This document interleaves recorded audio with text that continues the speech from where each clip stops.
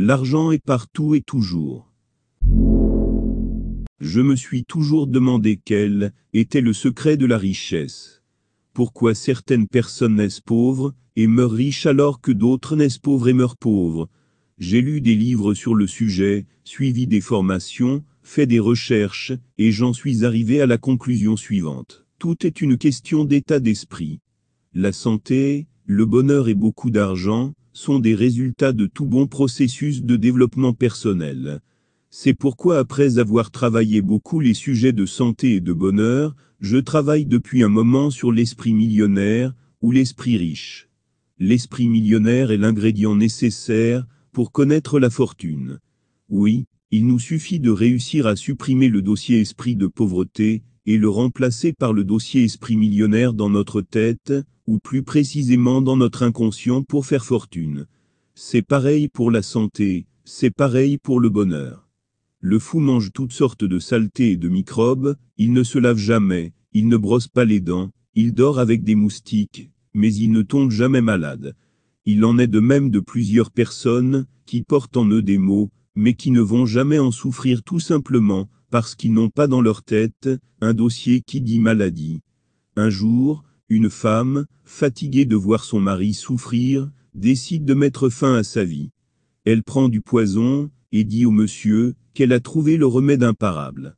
Elle fait boire au monsieur et revient quelques minutes après voir le monsieur totalement guéri. Notre cerveau applique nos instructions. Dans la pratique, cela revient à remplacer la confession permanente de la pauvreté, de la maladie, du malheur, des problèmes, de la souffrance par la confession permanente de la prospérité, de la santé, du bonheur, du bien-être, de la solution. Cela paraît simple, mais il faut vraiment surveiller notre langage pour voir que nous confessons en permanence les problèmes. Il faut que cela cesse pour notre bonheur, notre santé et notre prospérité. Notre source intérieure, instantanément et constamment, prend forme et fait l'expérience selon nos besoins et désirs. Et en tant que principe de source en action, il est impossible pour nous d'avoir des besoins et désirs non comblés. Ce que nous vivons est donc ce que nous pensons, et ce que nous pensons est donc ce que nous avons confessé. Les pauvres tentent souvent de prouver qu'ils ont raison. Ils donnent l'impression qu'ils savent déjà tout, et que ce n'est qu'à cause d'un mauvais coup du sort, ou d'un pépin temporaire s'ils sont fauchés, ou ont des difficultés. Or, si l'on n'est pas vraiment riche et heureux, c'est qu'il y a de fortes chances pour que l'on ait encore besoin d'apprendre des choses sur l'argent, la réussite et la vie. Les pauvres affirment ne pas pouvoir se permettre de s'instruire par manque de temps ou d'argent. Par contre, les riches s'identifient à la citation de Benjamin Franklin. Si vous trouvez que l'instruction coûte cher, essayez donc l'ignorance. La vie nous a offert deux magnifiques présents, la connaissance et le temps. Il n'en tient qu'à nous de faire ce qui nous plaît avec l'un et l'autre. Grâce à chaque billet qui passe dans notre main, nous avons le pouvoir de décider de notre destinée. Si cet argent est dépensé sans discernement, nous choisissons d'être pauvres. Si nous l'employons pour faire face à nos engagements, nous nous joignons alors à la classe moyenne. En l'investissant à apprendre comment acquérir la fortune, et surtout en appliquant les enseignements, nous choisirons de devenir riches et heureux. Oui, la richesse sans le bonheur est une perte de temps, un indicateur d'une absence chronique d'éducation financière. L'argent est une forme de pouvoir, mais l'éducation financière est plus puissante encore. Acquérir l'intelligence financière et les stratégies pratiques, simples, efficaces pour créer et gérer une entreprise reste le seul chemin pour faire la différence. Le but de cet enseignement est donc de partager les secrets pour réussir de façon permanente et faire la différence. S'enrichir, oui, mais surtout s'enrichir durablement, honnêtement de manière irréversible. Introduction. Chagrinée par la perte de sa mère adoptive, Rosalie Bradford se servit de la nourriture comme d'un moyen de consolation. En 1957, à l'âge de 14 ans, elle pesait déjà 92 kg. À l'âge de 15 ans, elle en pesait 140 kg. Mariée par la suite, elle mena une vie de ménagère. Elle se mit alors à beaucoup cuisiner, continua à manger énormément, et resta de nombreuses années sans faire le moindre exercice physique et sportif. Elle finit alors par peser 544 kg. Oui, vous avez bien lu, 544 kg. Non pas 100 kg, 150 kg, 250 kg, mais 544. À ce titre, elle détient le record de la femme la plus grosse du monde. Mais un jour, elle décide, s'engage, travaille et réussit par la suite à en perdre 416, ne pesant donc que 128 kg, et c'est à ce titre qu'elle détient également le record de la femme ayant réussi à perdre le plus de poids. Afin d'aider d'autres êtres humains à réussir l'impossible, elle laissa ce message: « Je sais que d'autres personnes souffrent de la manière dont j'ai souffert, et j'ai un message pour elles. Si je peux le faire, alors tout le monde peut le faire. Il faut juste faire de petits pas vers votre but. Vous pouvez le faire, si vous essayez vraiment. J'en suis la preuve vivante. À chaque fois que nous avons un gros défi à relever, nous le percevons presque immédiatement comme impossible. Nous nous disons que cela va réclamer trop de temps, d'énergie, d'apprentissage, d'argent, mais la réalité, c'est que rien n'est impossible à l'être humain. Rosalie Bradford, à l'instar de tant d'autres avant et après elle, nous l'a encore prouvé, elle qui perdit 407 kg. Il suffit juste de penser vraiment que l'on peut le faire et d'avoir la bonne méthode. Comme l'a dit le grand conquérant Napoléon Bonaparte, impossible est un mot qui se trouve dans le dictionnaire des imbéciles. Comme tout être humain a un cerveau, et par conséquent, n'est pas un imbécile, vous devez de rayer ce mot de votre esprit, s'il s'y trouve naturellement. Vous pouvez et devez être riche. Mais avant d'aller plus loin, n'hésitez pas de vous abonner, et d'activer la cloche de notification pour ne pas manquer nos prochaines publications. Chapitre 1. De la culture de la pauvreté à la culture de la richesse. Commençons cette communication par une femme d'affaires, qui partage les secrets de sa réussite financière. Elna Shifrina, fondatrice de la société produisant les barres de céréales diététiques BIT. Je vais vous expliquer de quelle façon gérer votre argent. J'ai lancé mon affaire sur des fonds propres, que j'étais parvenu à économiser pendant les nombreuses années précédant la création de ma société. J'ai toujours été économe. Je savais que je trouverais un de ces jours, une grande tâche à accomplir avec l'argent que j'épargnais. Beaucoup de gens s'intéressent à mes connaissances en matière de finances, comment planifier et répartir son budget pour ne pas se ruiner, dans des escapades shopping dans les magasins, et dépenser pour toutes sortes de choses. Je vais vous parler de ce que je connais. Voyons d'abord, qu'est-ce que l'argent pour vous? Pour moi, c'est la liberté et la possibilité de dormir paisiblement la nuit, la possibilité de maintenir un style de vie normal. Je n'ai pas besoin d'argent pour voler dans des jets privés, acheter des villas et des bijoux. Je veux que la majeure partie de mes dépenses soit une sorte d'investissement. Il me semble que beaucoup de femmes recherchent une sécurité au mauvais endroit. L'on peut la trouver auprès d'un homme, mais il y a également d'autres possibilités. Par exemple, sa propre indépendance financière. Mon intérêt pour l'épargne s'est manifesté lorsque j'avais 6 ans. Ma famille était suffisamment aisée, mais ma grand-mère, chef comptable dans une usine soviétique, a essayé de m'enseigner comment épargner et faire prospérer l'argent. Elle éteignait même la lumière dans la salle de bain, lorsqu'il faisait beau. L'important n'est pas combien l'on gagne, mais comment l'argent est dépensé. Si vous n'avez aucun contrôle sur vos propres finances, vous ne pourrez jamais savoir à quoi vous attendre à l'avenir ni ce que vous pouvez vraiment vous permettre d'acheter. Chaque dépense doit être un investissement. À un certain point, j'ai réalisé que je passais la majeure partie de mon temps au travail, et que tous les produits que j'avais chez moi s'abîmaient. J'ai donc commencé à moins acheter. Nous ne sommes pas millionnaires, mais nous nous permettons néanmoins des dépenses irréfléchies. Fixez-vous un objectif pour identifier ce dont vous pouvez vous passer. Autorisez-vous un achat par mois pour maintenir une bonne humeur et placer tout le reste sous contrôle. Dernièrement, je n'ai rien dépensé pour les vêtements, je porte ce que j'ai déjà acheté.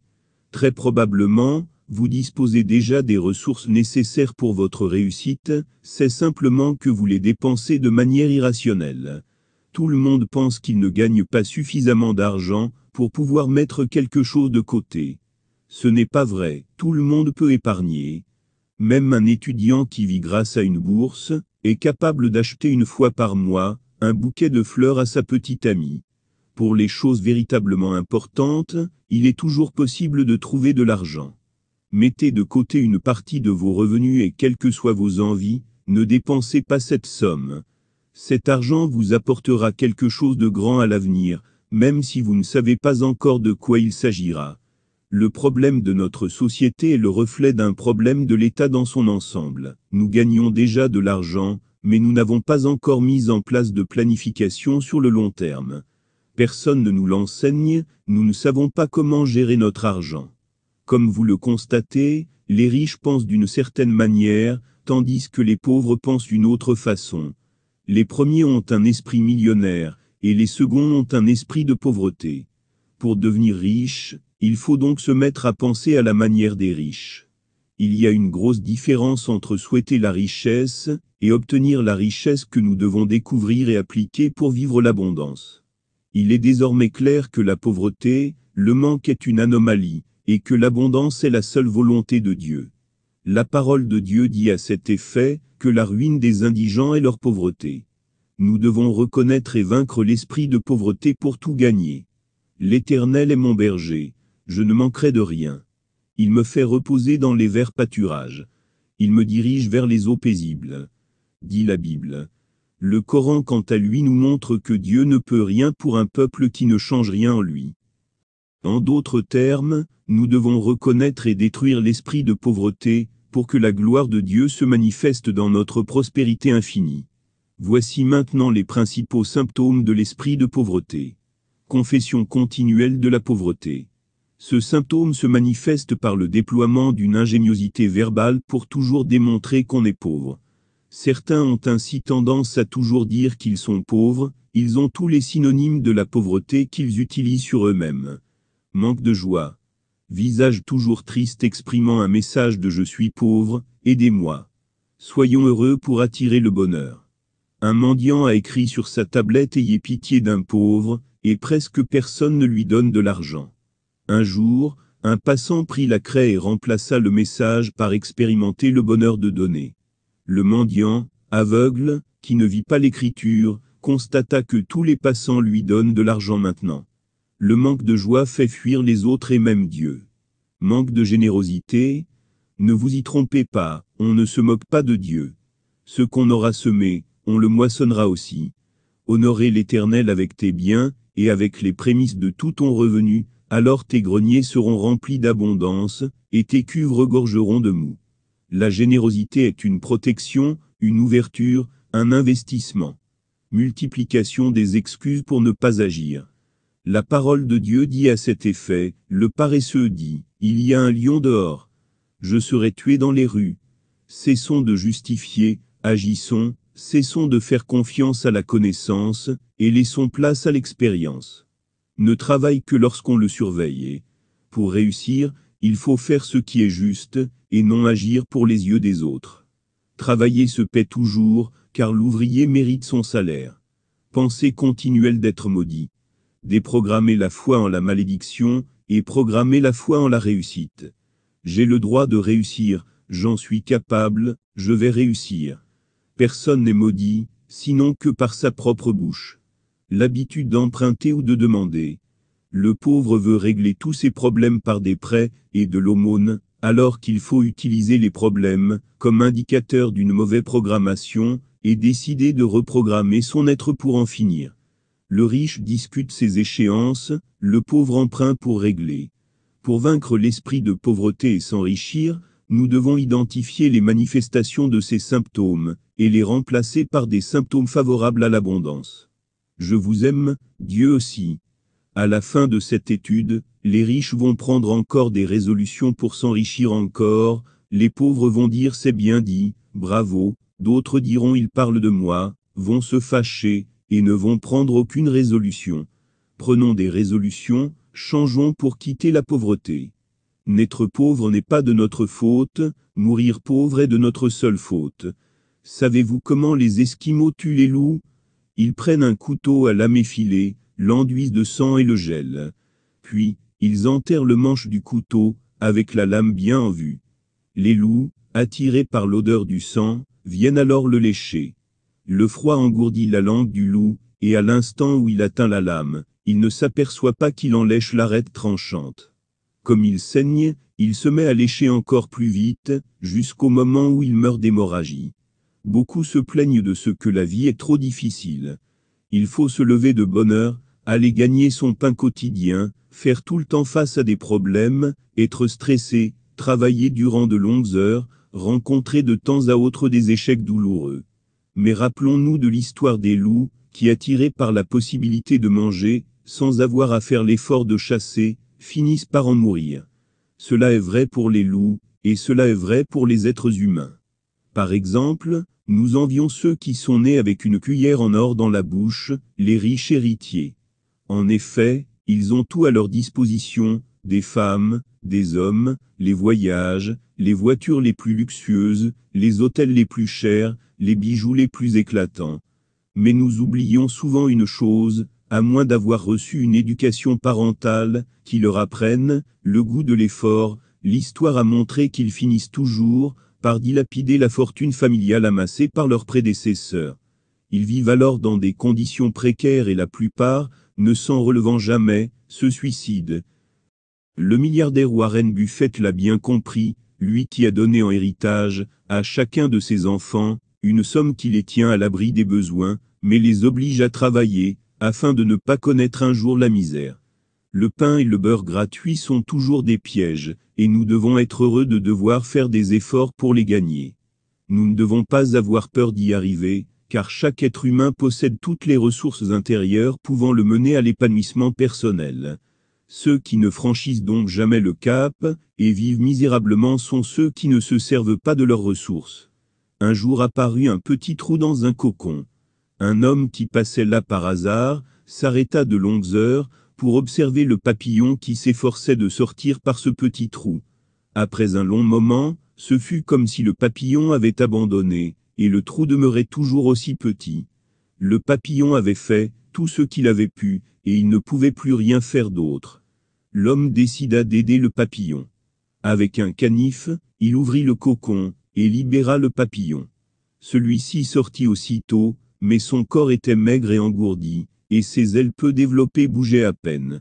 L'homme continua à observer, pensant que les ailes du papillon s'ouvriraient et seraient capables de supporter le corps du papillon, afin qu'il prenne son envol. Il n'en fut rien. Le papillon passa le reste de son existence à se traîner à terre avec son corps maigre, et ses ailes rachitiques. Jamais il ne put voler. Ce que l'homme, avec son geste de générosité, n'avait pas compris, c'est que le passage par le trou étroit du cocon est l'effort, pour que le papillon puisse transmettre la force de son corps à ses ailes pour voler.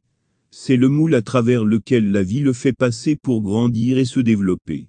Parfois, l'effort est exactement ce dont nous avons besoin dans notre vie. Si on nous permettait de vivre notre vie sans rencontrer d'obstacles, nous serions limités. Nous ne serions pas aussi forts. Il est nécessaire que vous fassiez un vide dans votre cerveau, et dans votre manière de penser vis-à-vis de l'argent. La plupart d'entre nous ont accumulé de fausses croyances séculaires sur l'argent, et en ont fait leur vérité. Ces croyances sont souvent le produit d'une éducation parentale, sociale, économique, scolaire, et même spirituelle fondée sur la méfiance et l'ignorance de ce qu'est l'argent et des principes qui gouvernent son acquisition. La conséquence directe de l'application de ces croyances est l'accroissement grandissant du fossé entre riches et pauvres. D'ores et déjà, je voudrais affirmer sans aucun risque de me tromper qu'on ne négocie pas avec les pensées et habitudes pour s'enrichir, on les adopte, ou on reste pauvre. Nous avons le choix, entre ce que disent nos enseignants, nos parents, nos amis qui évidemment n'ont pas connu d'enrichissement, et ce que disent et font, ceux qui sont véritablement et durablement riches. C'est vraiment les contre-vérités que nous cultivons sur l'argent et l'enrichissement qui nous empêchent de connaître et de vivre un enrichissement durable. Tout d'abord, il est important de comprendre que l'argent n'est pas la source de la richesse, il est mon serviteur, et je suis son maître. Retenez ceci, l'argent est un serviteur, et doit le rester, et vous êtes le maître. Si vous laissez l'argent devenir votre maître, c'est très dangereux. Ceux qui ont laissé l'argent devenir leur maître aiment plutôt l'argent, et utilisent les gens qui les entourent. Ne rentrez pas dans ce cercle, vous devez aimer les gens, et utiliser l'argent, c'est une des lois du vrai succès financier. C'est nous et nous seul homme qui décidons de donner, ou non de la valeur à l'argent. C'est pourquoi, nous recommandons que dans vos chambres, vous déposez de l'argent par terre, et que vous marchez là-dessus en déclarant « Tu es mon serviteur, je suis ton maître et le serviteur obéit à son maître, je t'ordonne donc de remplir mes poches, de remplir mon compte en banque, de remplir ma vie, de me poursuivre. Je voudrais maintenant affirmer que la source de la richesse est Dieu et Dieu est individualisé en nous, donc la source de notre richesse est en nous. Dieu, quel que soit le nom qu'on lui attribue, est la source de toute chose, et donc la source de mon enrichissement. Comme la source qui est Dieu ne tarit jamais, nous devons cesser de dire qu'il y a des périodes où nos affaires marchent, et d'autres où ça ne marche pas. Nos affaires doivent marcher tout le temps, car la source est permanente. Combien de personnes ne cessent d'affirmer qu'à la rentrée des classes, ils n'ont pas d'argent? Nous limitons Dieu dans nos prévisions financières. Retenons aussi que la richesse est un état d'esprit, un comportement, une manière de vivre, de parler et d'agir. Oui, la richesse n'est pas de l'argent, c'est elle qui amène l'argent. Nous attendons l'argent, pour être riche alors qu'il faut être riche dans son esprit, et dans son comportement, pour avoir de l'argent. Combien sommes-nous à ne pas contrôler notre facture dans un restaurant avant de payer? Combien sommes-nous à ne pas faire des dépenses pour impressionner? Les riches font tout, pour que personne ne sache qu'ils sont riches, alors que le pauvre fait tout, pour qu'on pense qu'il est riche. Être riche, c'est aussi dégager une partie de ses revenus du mois pour soi, en épargne, l'investir pour en gagner davantage. Quand vous recevez votre salaire, vous payez le propriétaire de votre appartement, vous payez la compagnie d'électricité, vous payez le propriétaire du supermarché, la boutique de vêtements, et vous combien vous payez? Tout votre salaire va dans la poche des autres.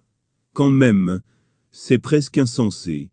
Nous sommes d'accord que vous devez payer votre loyer, changer de vêtements, payer l'eau, l'électricité et les autres services, mais à partir d'aujourd'hui prenez la décision de vous payer en premier.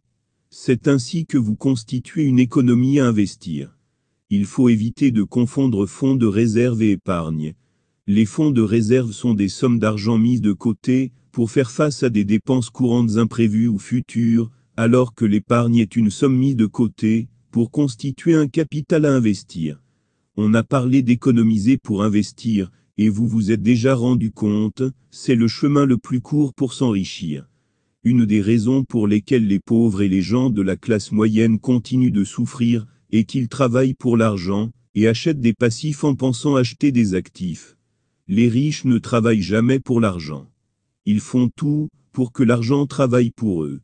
Une des raisons pour lesquelles les riches s'enrichissent de plus en plus, est qu'ils investissent dans les actifs chaque année à l'opposé des pauvres, et de la classe moyenne, qui chaque année augmentent leurs passifs.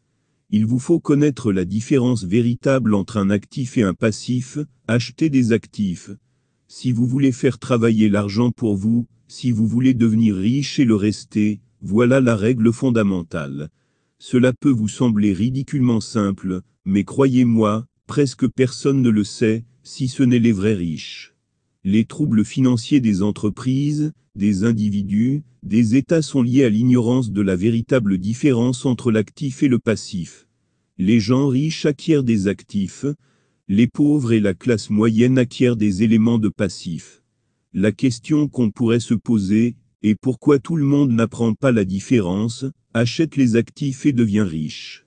La réponse est simple, c'est difficile de former quelqu'un qui est éduqué différemment.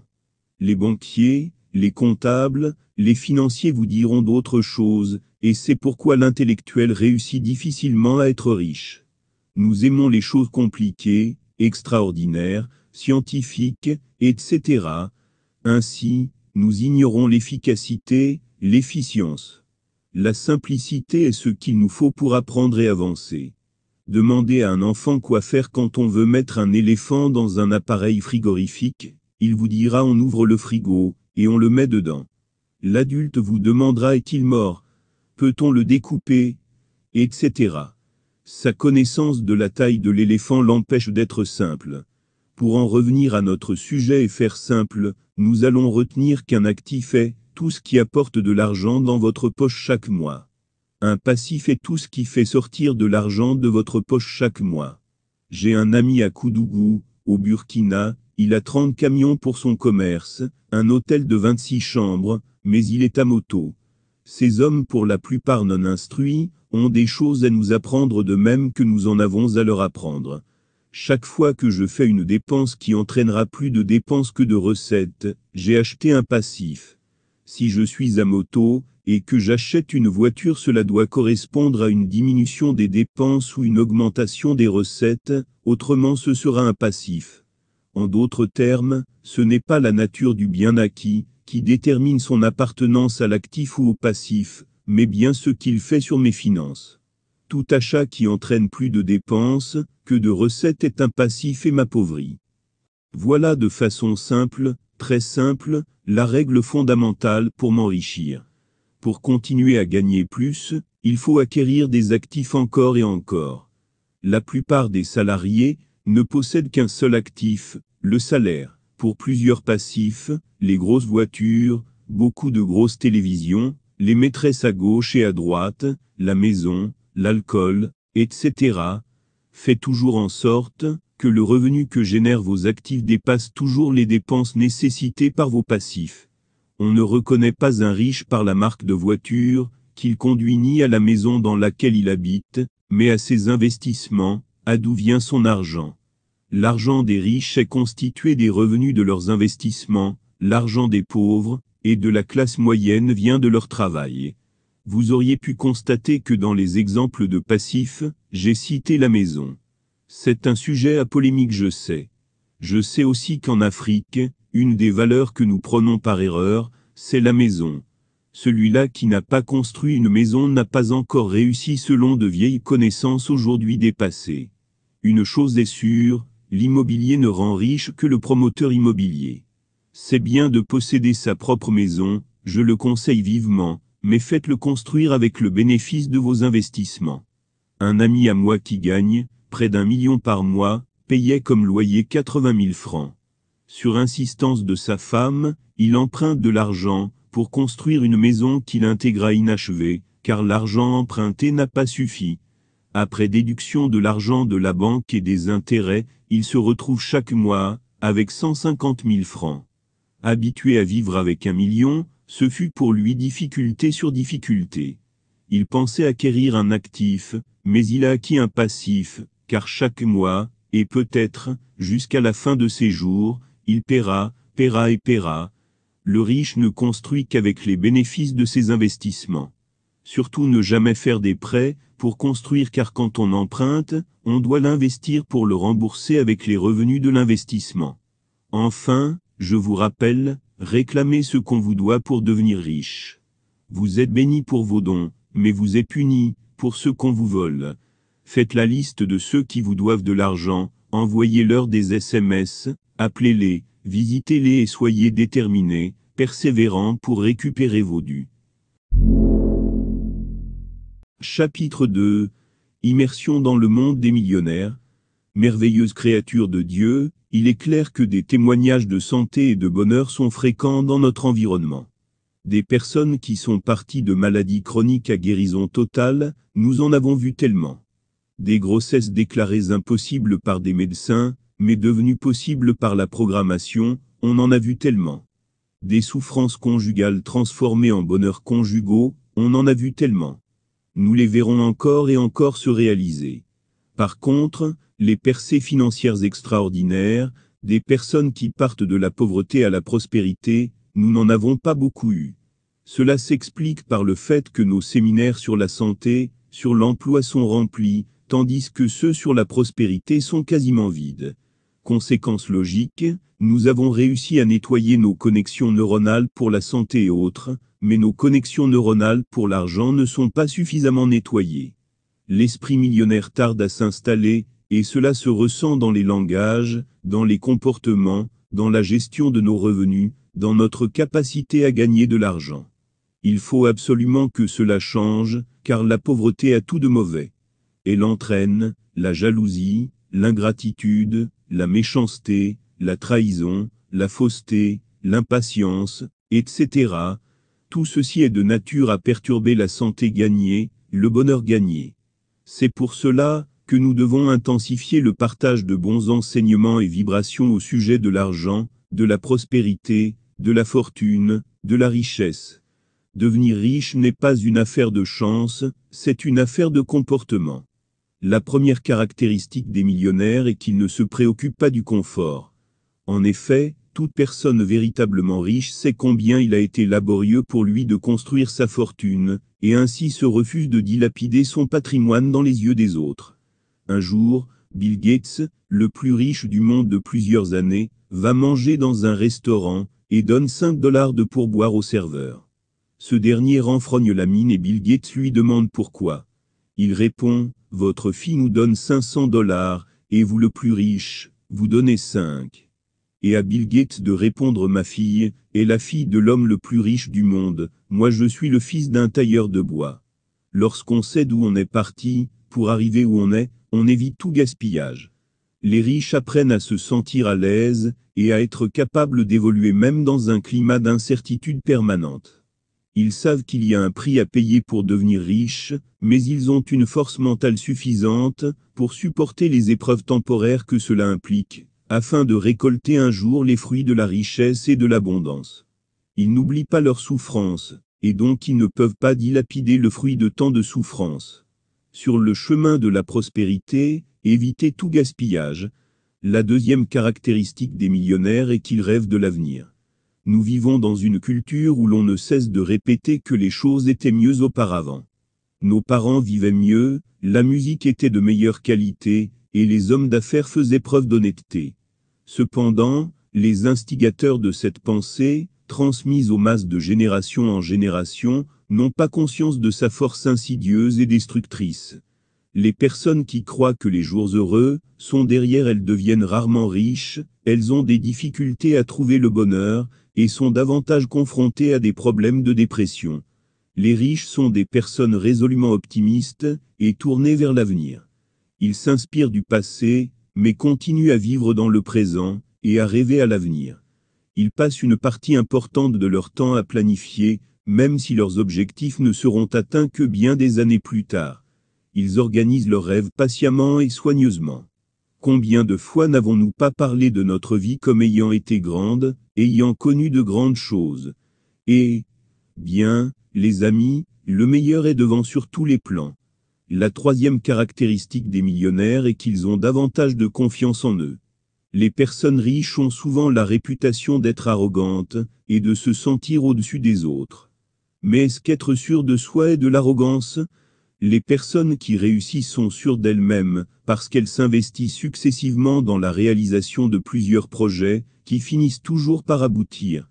Elles sont donc rarement déçues. Même si elles échouent une fois, elles croient qu'elles peuvent tirer des leçons de leurs échecs et des écueils, et elles pensent qu'elles en ressortiront plus fortes. Cette confiance en soi les aide à croire qu'elles peuvent accomplir n'importe quel projet, et elle devient en quelque sorte une prophétie auto-réalisatrice. Soyez sûr de vous, et laissez les gens parler, l'avenir vous donnera raison. La quatrième caractéristique des millionnaires est qu'ils pensent que l'argent est synonyme de liberté. Un des malentendus de l'opinion générale au sujet des riches est la croyance selon laquelle une fortune importante confère un statut. Même s'il s'agit d'un fait indéniable, l'acquisition de richesses est surtout liée à la volonté d'atteindre la liberté personnelle. Les membres de la classe moyenne sont prisonniers de leur travail, de l'endroit où ils habitent, des gouvernements et d'autorités supérieures, qui leur dictent ce qu'ils peuvent faire, ou ne pas faire. Plus on possède d'argent, moins on a de soucis à se faire à propos de ces diverses instances.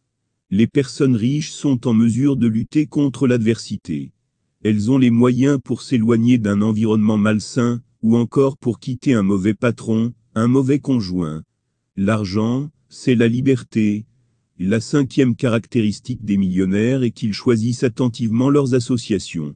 Les personnes avec une éducation supérieure de haut niveau souhaitent généralement s'associer à l'élite académique. Les personnes en forme physiquement aiment passer du temps avec des personnes comme elles. Les personnes religieuses aiment être avec des personnes qui ont la foi. Les personnes riches aiment s'associer avec des pairs qui sont également très fortunés. Tout le monde a tendance à rechercher des personnes avec des intérêts et des expériences similaires. L'élite fortunée aime s'entourer de personnes qui ont réussi à acquérir une richesse considérable. Les personnes qui ont réussi estiment qu'il s'agit d'un phénomène de contagion et que le fait d'être avec des personnes, comme elles a le pouvoir d'élargir leurs réflexions et d'élever leurs revenus. Fixez-vous pour objectif de passer 2 fois plus de temps avec des personnes plus riches que vous. Cela pourrait faire de vous quelqu'un de riche. Chapitre 3. Pour devenir riche et heureux, il faut penser comme les riches et heureux. Être heureux et améliorer sa situation financière est sans doute l'un des objectifs les mieux partagés dans notre société. Que ce soit dans l'objectif de devenir millionnaire ou simplement pour sécuriser l'avenir de sa famille, afin de pouvoir dormir l'esprit tranquille, les raisons de vouloir être riche et heureux ne manquent pas. Pour autant, nous ne sommes pas tous égaux dans notre façon de gérer nos finances. En effet, on constate souvent qu'avec le même salaire, un tel saura être capable de devenir propriétaire d'une maison, de biens de richesse, d'épargner pour les futures études de ses enfants, par exemple, et de s'enrichir, tandis qu'une autre personne va enchaîner les fins de mois difficiles. La différence n'est alors pas au niveau du salaire, mais de l'attitude de la personne face à l'argent. Un ami au Mali m'a raconté qu'il y a 30 ans de cela, il gagnait 25 000 francs CFA par mois, et économisait 5 000 francs chaque mois. Entre-temps, il devient le cuisinier d'un Européen à 350 000 francs CFA par mois, et n'arrivait plus à économiser. L'éducation financière est véritablement utile. Avant toute chose donc, il est nécessaire que vous fassiez un vide dans votre cerveau, et dans votre manière de penser vis-à-vis de l'argent. La plupart d'entre nous ont accumulé de fausses croyances séculaires sur l'argent, et en ont fait leur vérité. Il me plaît ici d'aborder quelques différences remarquables entre les riches heureux, et les pauvres malheureux. Si vous voulez faire fortune et être heureux, il est primordial que vous croyiez être aux commandes de votre vie. Vous devez croire que c'est vous qui créez aussi bien votre réussite que vos difficultés. Au lieu d'assumer la responsabilité de ce qui se passe dans leur vie, les pauvres jouent à la victime. Or, une victime vraiment riche et heureuse, ça n'existe pas. Les riches et heureux considèrent chaque difficulté comme une occasion d'apprendre et de grandir, les pauvres considèrent chaque difficulté comme une occasion de pleurer. Croyez-moi, chacune de vos difficultés est un coup de fil de votre essence pour vous dire changer de langage, changer de comportement, changer de fréquentation. Les riches voient les occasions. Les pauvres voient les obstacles. Les riches se concentrent sur les récompenses. Les pauvres se concentrent sur les risques. Les pauvres font des choix basés sur la peur. Ils ne cessent d'examiner les situations sous l'angle de ce qui cloche ou pourrait clocher en elles. Leur premier réflexe est de se dire « et si ça devait ne pas fonctionner ?» ou, plus souvent, « ça ne fonctionnera pas ». Les riches agissent en ayant pour réflexe de se dire « ça fonctionnera, parce que je vais faire en sorte que ça fonctionne ». Ils s'attendent à réussir. Ils ont confiance en leurs aptitudes, en leur créativité, et croient que si ça devait mal tourner, ils trouveraient un autre moyen de réussir. Les pauvres éprouvent souvent du ressentiment, de la jalousie et de l'envie envers la réussite des autres. Ils se comportent comme s'ils croyaient que les riches les rendaient pauvres. Or, si vous percevez les riches comme mauvais d'une certaine manière, et que vous-même souhaitez être une bonne personne, alors vous ne pourrez jamais être riche. En effet, comment pourriez-vous être ce que vous méprisez? Au lieu d'en vouloir aux riches, il faut s'exercer à admirer, bénir et aimer les riches. De cette façon, votre esprit enregistre qu'à votre tour, quand vous serez riche, d'autres vous admireront, vous béniront et vous aimeront, plutôt que de vous en vouloir à mort, comme c'est peut-être votre cas actuellement. Les gens qui réussissent observent d'autres gens, qui réussissent dans le but d'en faire des modèles, et d'en tirer des leçons. Ils se disent que le moyen le plus rapide, et le plus facile de faire fortune, consiste à découvrir exactement comment les riches, qui sont passés maîtres au jeu de l'argent, y jouent. Leur but consiste à imiter leur stratégie. Contrairement aux riches, lorsqu'ils entendent parler de la réussite d'autres personnes, les pauvres très souvent les jugent, les critiquent, se moquent d'elles, et essaient de les rabaisser à leur niveau. Comment peuvent-ils tirer des leçons, et s'inspirer de ceux qu'ils méprisent? Au lieu de vous moquer des riches, imitez-les. Au lieu de vous éloigner des riches, parce qu'ils vous intimident, apprenez à les connaître. Dites-vous, s'ils y arrivent, j'en suis capable aussi. La route qui mène à la richesse est pleine d'obstacles, de pièges et de détours. C'est pour cela que la plupart des gens ne l'empruntent pas. Ils ne veulent pas de problème. À la vue d'un défi, ils prennent leurs jambes à leur cou. Mais en cherchant à éviter les problèmes à tout prix, ils se retrouvent confrontés au plus grand problème qui soit. Ils se retrouvent fauchés et misérables. Le secret pour éviter cela n'est donc pas de fuir, d'éliminer ou de fuir ces problèmes, mais bien de grandir de façon à devenir plus grand que leurs problèmes. Il vous appartient de décider d'être une plus grande personne, et de ne permettre à aucun problème, aucun obstacle de vous priver de votre bonheur ou de votre réussite. Les pauvres pensent qu'il n'y a pas assez, qu'on ne peut pas tout avoir, qu'il faut choisir. Ils croient qu'on ne peut pas avoir l'argent et les autres dimensions de la vie, qu'on ne peut pas avoir l'argent et le bonheur, le beurre et l'argent du beurre. Ils fonctionnent en termes de « ou ». Les riches se focalisent sur l'abondance. Ils fonctionnent en termes de « et ».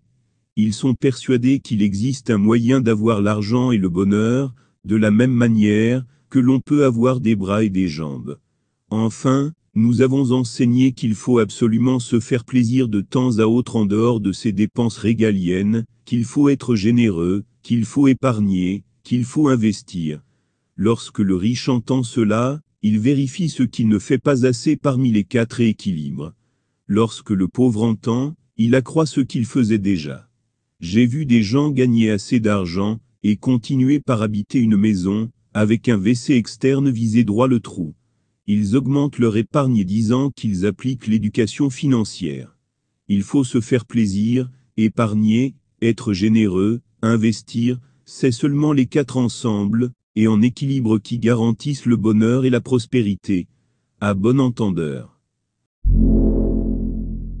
Chapitre 4. L'état d'esprit des grands entrepreneurs.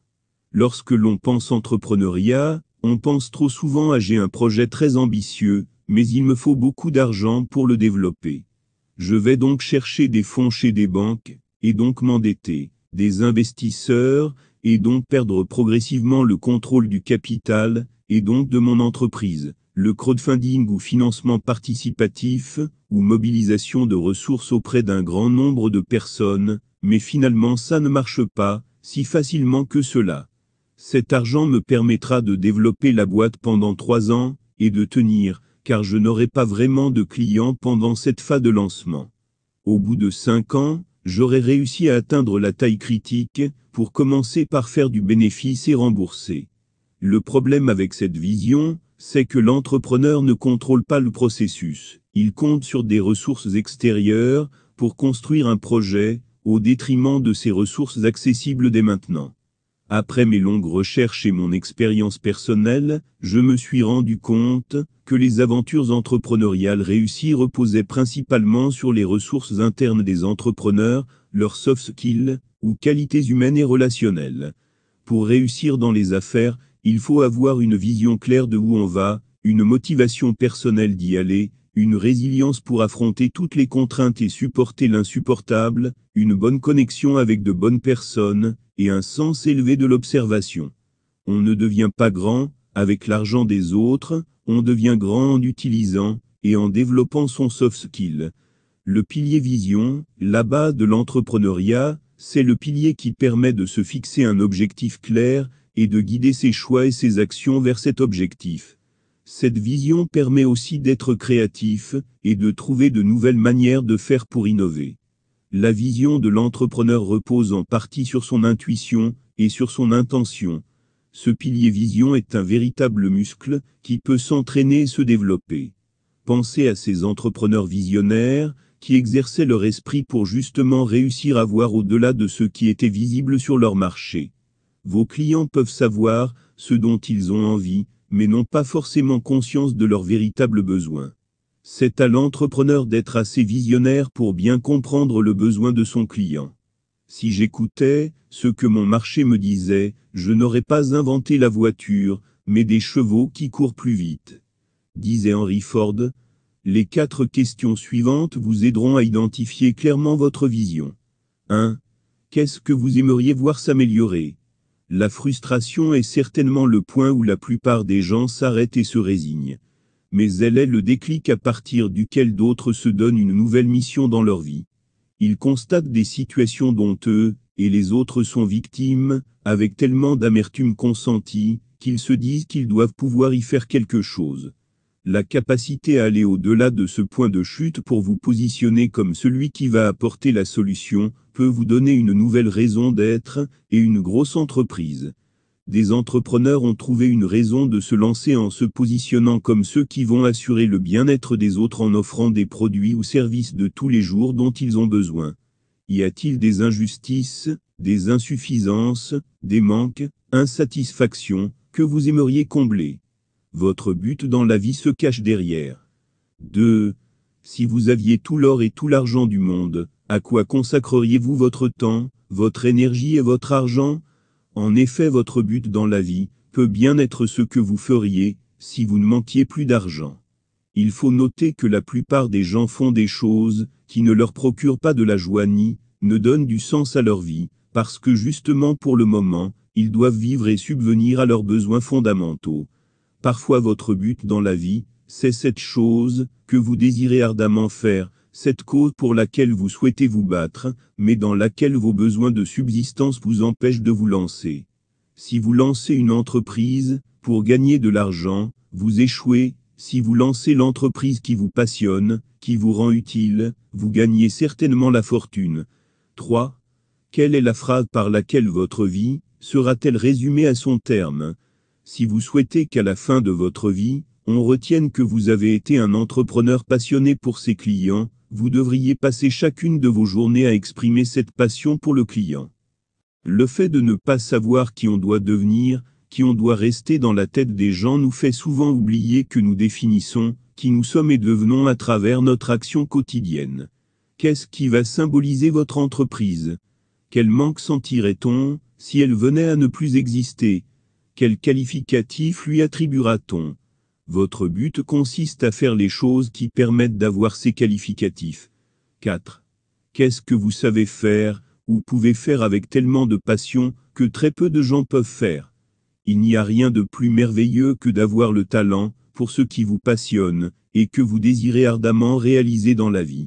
Lorsque les gens se demandent ce qu'ils devraient faire dans la vie, on leur demande d'écouter leur cœur. Votre cœur ne peut pas vous tromper. Et si vos talents soutiennent ce que votre cœur vous dit, ne vous demandez même pas si l'argent viendra. Mettez-vous au travail, et soyez prêt à travailler plus dur que qui que ce soit. Même si quelque chose vous passionne, et que vous n'en avez pas le talent, développez cet outil qu'on appelle le leadership, afin de mobiliser le talent nécessaire. Le pilier motivation, l'essence même de l'action, vous l'avez sûrement remarqué, mais les entrepreneurs sont généralement des personnes très motivées. Même si elles font face à de grands problèmes ou défis, elles ont toujours l'enthousiasme et l'énergie nécessaires pour avancer. C'est cette motivation qui leur permet d'agir. La motivation est un véritable carburant de l'action. En comprenant le sens de ce que l'on fait et l'intérêt de l'objectif à atteindre, même si la tâche est pénible, on va la réaliser. A contrario, lorsque l'on n'est pas motivé, il devient alors bien plus difficile d'agir. Se motiver, c'est se donner une raison de continuer. Le pilier résilience, continuer d'avancer malgré les difficultés. Vous êtes entrepreneur? Je suis sûr que vous passez plus de temps à gérer des imprévus et des problèmes qu'à créer des business plans. D'où l'importance de travailler sa résilience, sa capacité à encaisser un problème et à rebondir. Un entrepreneur sait s'adapter, et c'est ce qui fait sa force. Il est vrai que si j'avais à donner la recette du succès en un seul mot, ce serait persévérance. Si nous regardons l'histoire de tous les grands hommes qui ont connu des réussites hors du commun, nous trouvons à chaque fois un dénominateur commun qui est la persévérance. C'est ce qui différencie les personnes qui ont rencontré le succès des autres. Pour commencer, il faut avoir une image claire de ce que vous souhaitez accomplir ou réussir dans votre vie, puis la maintenir tout au long de votre parcours, sans jamais démissionner, à aucun moment. Il peut bien évidemment arriver à tout le monde d'être découragé, je dis bien à tout le monde, y compris aux plus grands. Mais ce qui différencie celui qui réussit de celui qui échoue, c'est le nombre de fois qu'il s'est relevé.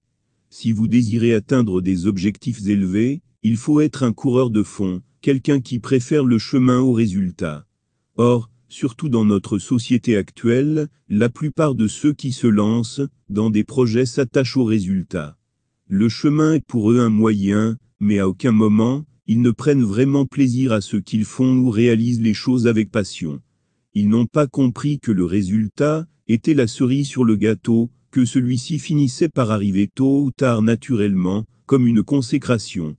Le succès est quelque chose de naturel, ce n'est pas une bête sauvage, que l'on capture, et que l'on essaye de garder en cage.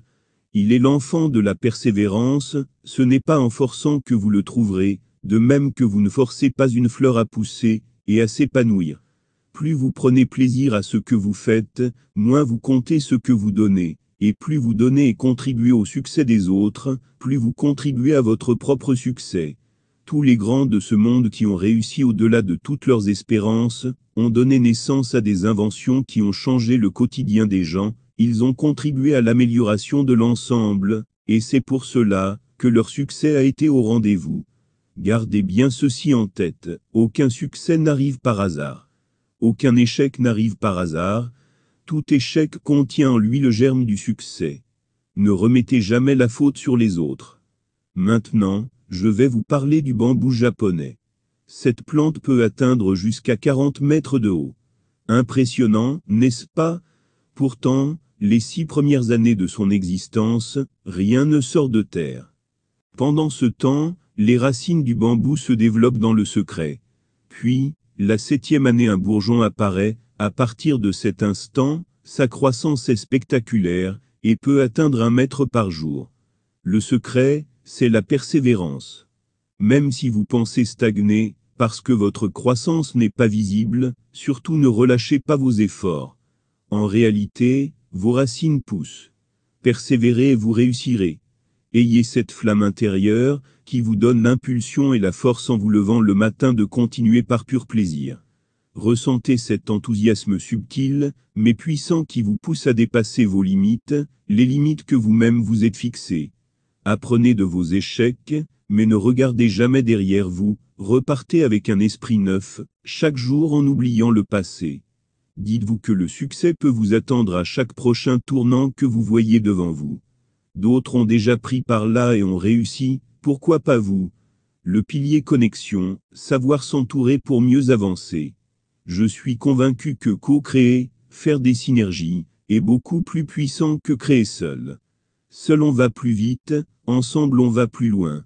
Un des réflexes des entrepreneurs est de toujours voir quelle connexion il peut créer, soit pour son projet, soit pour aider les autres. Un entrepreneur est un connecteur, il met les gens en relation, ce qui aura un impact positif sur lui et sur son entreprise. À travers sa capacité à communiquer, sa pensée systémique et son empathie, il arrivera à créer des synergies. Ce pilier est également une compétence qui se développe et qui est indispensable pour les entrepreneurs. On demande à Henry Ford de passer un test devant un groupe de brillants intellectuels du monde universitaire. Le jour de l'épreuve, un groupe de sommités dans leurs domaines respectifs l'attendait de pied ferme pour lui faire subir un examen oral. On voulait faire la preuve de son ignorance. Le test débuta, et un professeur lui posa des questions pointues cherchant à savoir. Par exemple, quelle était la résistance à la traction de l'acier laminé qu'il employait. Henry Ford, ignorant la réponse, s'empara simplement d'un des téléphones qui se trouvait dans la pièce et demanda à parler au vice-président de son entreprise qui devait sûrement connaître la réponse. Le vice-président répond au téléphone, Henry Ford l'interrogea, et celui-ci répondit immédiatement en lui fournissant la précieuse statistique qui semblait si importante pour le panel. Un deuxième interrogateur lui posa une autre question très spécialisée. Monsieur Ford répéta son manège, et obtint la réponse souhaitée de la même manière. Le processus se poursuivit ainsi pendant un certain temps, jusqu'à ce que l'un des examinateurs exprime à haute voix ses conclusions. Voyez, cela prouve bien que vous êtes un ignorant. Vous n'êtes même pas capable de répondre à une seule des questions que nous vous avons posées. On rapporte que la réponse de M. Ford a été la suivante. Je ne connais pas les réponses, parce que je n'ai pas besoin de m'encombrer la tête de toute cette information. J'engage des jeunes gens brillants, formés dans vos écoles, qui ont mémorisé toutes ces données. Ma tâche ne consiste pas à connaître par cœur ces choses que vous associez à l'intelligence. Au contraire, il faut que mon esprit soit libre de tous ces détails secondaires, car mon travail consiste justement à penser clairement. Grâce à ce talent, Henry Ford a réussi de nombreux tours de force, surpassé les objectifs de tout le monde, créé de nombreuses choses telles que la voiture pour tous, la société Ford, le premier moteur à 8 cylindres, les chaînes de montage, etc. Le secret ici n'est pas de connaître, mais de savoir comment utiliser la connaissance des membres de son équipe pour atteindre les objectifs. On est tous doués pour certaines choses, mais pas pour tout. Le secret des meilleurs managers consiste à déceler chez chacun des membres de leur équipe les capacités et les lacunes de chacun, de répartir les tâches à opérationnaliser en fonction du potentiel de chacun. Le pilier curiosité, chercher à savoir pour décider conséquemment. Les meilleurs entrepreneurs sont des individus curieux. Ce sont ceux qui cherchent des réponses à leurs questions, ou remarquent certaines choses dans le monde auquel ils vont penser en permanence. La curiosité est essentielle aux affaires, parce qu'elle est une force motrice, qui nous amène à rechercher de nouvelles choses, ou des explications aux phénomènes actuels. Sous un autre angle de vue, la curiosité peut devenir un outil qui vous permet d'observer, et de tirer vos propres conclusions. Tout peut être fait dans une entreprise. Si vous voulez faire les choses en grand, alors vous avez intérêt à être le meilleur ou le premier. Être le premier à proposer une sorte de produit ou service dépend de votre capacité à repérer les besoins ou les désirs pour ces biens ou services. Cela signifie qu'il ne faut jamais renoncer à penser que quelque chose peut être fait dans une entreprise. J'émets cependant un petit avertissement. Ce n'est pas parce que quelque chose peut être fait dans une entreprise que cela signifie que vous devriez le faire. Vous devez éviter de démarrer des projets sur lesquels vous ne pouvez entrevoir aucune croissance. Une mauvaise idée est une mauvaise idée, qui ne trouvera sans doute pas sa clientèle, peu importe le temps que vous attendrez. Chapitre 5. Entreprendre et s'enrichir sans financement. La fondation d'une vie prospère, à savoir une vie qui combine la richesse matérielle, la santé et le bien-être mental, est de caractère personnel, formée à partir de la maîtrise de soi, et la culture de la vertu. Sur le chemin de l'entrepreneuriat, développez votre culture du service, apprenez à rendre service. En effet, une personne intègre, de confiance et de bon caractère est bancable. Ses richesses évolueront autant à partir de ce qu'elle est, que de ce qu'elle fait. La clarté de l'objectif est tout aussi essentielle à la réussite du créateur de richesses. Un objectif clair vous permet en effet de percevoir les revers comme temporaires, de bannir la crainte et le doute, et d'attirer l'aide des autres. C'est en 1999 que pour convaincre un bailleur de me confier son argent, pour ouvrir un atelier de couture, j'ai déclaré que les clients sont déjà disponibles, et n'attendent que mon démarrage. En réponse, il m'a dit que si les clients sont disponibles, qu'il lance des commandes, et je pourrais prendre l'argent de la commande pour produire. Il pensait me confondre, mais j'ai trouvé derrière ses propos une idée géniale malgré qu'en ce moment, je n'avais aucun client. J'ai tellement réfléchi que je suis allé voir un ami directeur d'école, à qui j'ai demandé de me confier la confection des tenues des élèves.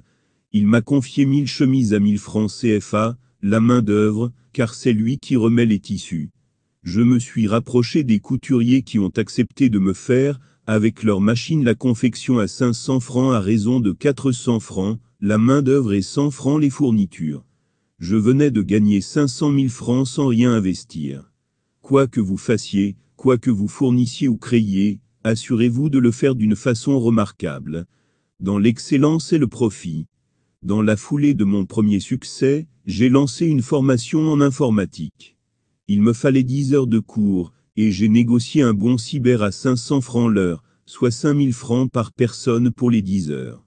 J'ai lancé la formation à 10 000 francs en ajoutant ainsi 5000 francs pour moi-même. Sur chaque inscrit j'ai 5000 francs, et le cyber à 5000 francs. J'ai formé ainsi 78 personnes, et gagné près de 400 000 francs de bénéfices vu que les clients étaient simplement les usagers du cyber. J'ai continué avec les permis de conduire. J'ai rencontré une auto-école pour négocier la formation à 10 000 francs par personne pour des groupes de 100. Ils ont accepté, et j'ai lancé le permis de conduire à 15 000 francs en mettant 5 000 francs pour moi. Pour chaque groupe de 100, je gagnais 500 000 francs. Arrivé à Bamako dans les années 2004-2005, j'ai lancé une formation d'une journée dans un hôtel sur contenu et utilité du coaching. J'ai négocié avec l'hôtel les paiements chez eux et ils enlèvent 15 000 francs par client sur les 35 000 francs payés par chaque client. Nous avons eu 17, et j'ai gagné 20 000 francs x 17. Au fait, que faut-il pour créer son entreprise? Il faut un besoin, et donc des clients. Ce sont les clients qui créent la richesse. Ayez des clients avant même de commencer votre activité. Ensuite, il faut pouvoir satisfaire le client sans débourser de l'argent. À Bamako, un jeune qui a suivi Entreprise sans financement a fait le point de sa vie et s'est rendu compte que malgré son stage dans un cyber, il attend toujours l'argent de ses parents pour vivre. Son premier objectif fut alors de ne plus dépendre des parents. Ainsi, il observe autour du cyber et constate que le quincaillier en face vient souvent chercher un stylo pour écrire son numéro à ses clients. Il lui propose de lui faire des cartes de visite et gagne 3 000 francs. Il propose ensuite à la vendeuse de gâteaux de lui faire des étiquettes personnalisées et gagne un bénéfice de 5 francs. Un mois après, il avait eu 8 clients simplement en observant autour du cyber. Premier objectif atteint, il n'avait plus besoin de l'argent des parents. Il peut maintenant épargner pour acheter son ordinateur et son imprimante, afin de partir du cyber. À Lomé, au cours d'un séminaire, une jeune dame qui voulait produire des jus de fruits naturels, et à qui on a dit qu'il faut au moins 1 million, a démarré avec moins de 20 000 francs, et aujourd'hui produit des jus naturels professionnellement emballés. À Cotonou, une diplômée en commerce international, après un séminaire a décidé d'oublier son diplôme, prendre les 2 000 francs, qu'elle a pour faire du jus de fruits, mettre sur la tête pour vendre. Un mois après, son fonds de roulement était passé de 2 000 francs à 80 000 francs. Imaginez dans 1 an, 2 ans, 10 ans. La peur de l'échec ou de la gêne est le plus grand obstacle à l'atteinte de la richesse. La peur met un frein à l'action. Et si vous n'êtes pas disposé à échouer, vous serez toujours lié à des circonstances qui impliquent peu de risques. Et le peu de risques n'apporte que de petites récompenses. Un jeune homme à Lomé, après Entreprise sans financement, a mis son ordinateur en garantie pour avoir de quoi produire du savon et vendre. 2 ans après, il a une industrie. Retenons simplement qu'entreprendre sans financement, c'est faire avec ce qu'on a pour obtenir ce qu'on n'a pas. À Ouaga, un monsieur a créé une école sans financement.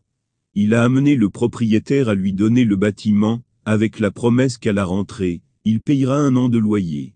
Il a demandé à un menuisier de lui fournir les mobiliers pour une classe, avec la promesse qu'il aura le marché pour toutes les classes. Il a fait du porte-à-porte, et comme à l'arrivée, les parents voient la seule classe ouverte équipée, ils paient. À Bantais, au Bénin, un jeune homme a fait pareil et 2 ans après il a plus de 350 élèves. Apprenez, ne blâmez point. Il est très facile de blâmer les gens ou les événements quand les choses ne vont pas, comme vous le souhaitiez, mais le créateur de richesse éclairée cherche seulement à apprendre de chaque situation. Ne vous plaignez donc pas, cherchez des occasions. Il ne suffit pas de vouloir être riche, vous devez vous engager à le devenir. La Providence soutient la personne qui est déterminée à tenir le coup, en faisant ce qu'elle peut pour faire réussir son projet. Agir, penser en demi-teinte n'apporte qu'échec, ou au mieux demi-succès. Tout ce que vous voyez autour de vous, quelqu'un en a fait une fortune. Tout ce dont vous avez besoin c'est d'une idée qui peut faire votre fortune, et elle est probablement à rechercher dans votre propre environnement. Réussir à avoir un emploi, réussir dans l'entrepreneuriat, réussir dans les affaires est d'abord, et avant tout une affaire d'identité, de disposition d'esprit, de conviction, d'attitude et d'aptitude. C'est donc une affaire de coaching. Certains sont convaincus que sans études de marché, on ne peut pas réussir dans l'entrepreneuriat. C'est peut-être vrai. Seulement, je voudrais attirer votre attention sur le fait qu'une étude, réalisée par l'un des meilleurs cabinets européens sur la possibilité de créer les motos Mon Mari, est capable sans vitesse s'est révélée être un gros fiasco. L'étude a conclu que ce serait une bonne affaire alors que finalement, ils n'ont rien vendu. Par contre, j'ai étudié la vie de plusieurs milliardaires durables, et je peux vous assurer que leur étude de marché est simplement une observation des habitudes, des besoins, des problèmes, une écoute attentive des préoccupations des uns et des autres. Ce qui est sûr, c'est que pour réussir dans l'entrepreneuriat, il me faut d'abord savoir qui je suis, quelle est mon identité. Savez-vous qui vous êtes? Peut-être que cette question vous fait sourire, tant mieux. Mais savez-vous y répondre? Les enseignants à l'école, à force de parler de chômage massif, certains, de difficultés économiques et autres ont réussi à faire perdre aux diplômés qu'on était, notre histoire, nos performances, notre différence, etc. Un élève était toujours le premier en classe de terminale d'un établissement dont le premier a toujours échoué au baccalauréat. Le directeur le lui rappelait souvent, sans savoir qu'il lui faisait endosser l'identité du perdant. Heureusement, cet enfant raconta l'histoire à son oncle au village, qui lui rappelait que lui, est Sénoufo, une ethnie du Burkina, et que les premiers qui ont échoué ne le sont pas. Il lui a rappelé sa différence, et donc son identité. L'élève obtint son baccalauréat, car savoir qui nous sommes fait toute la différence. Toute votre identité est inscrite dans votre site internet subliminal, et tout le monde peut le lire. C'est ainsi que vous suscitez, ou non, la confiance des clients, des fournisseurs, de vos employés ou de votre patron. Et une fois que vous savez qui vous êtes, et tout ce que vous êtes, une fois que vous en tirez de la fierté, vous devenez hermétique au jugement négatif, et à la critique qui vous glisse dessus, comme l'eau sur les plumes d'un canard. Un monsieur du Burkina qui travaillait contre 1000 francs CFA par jour, dans lesquels il doit retirer 300 francs CFA pour son déplacement journalier, rencontre un jour un système de marketing de réseau qui propose des compléments alimentaires. Il lui fallait environ 130 000 francs pour adhérer et il ne l'avait pas, il prit des produits, et il vendit en une seule fois pour 136 000 francs CFA, avec une commission de près de 40 000 francs.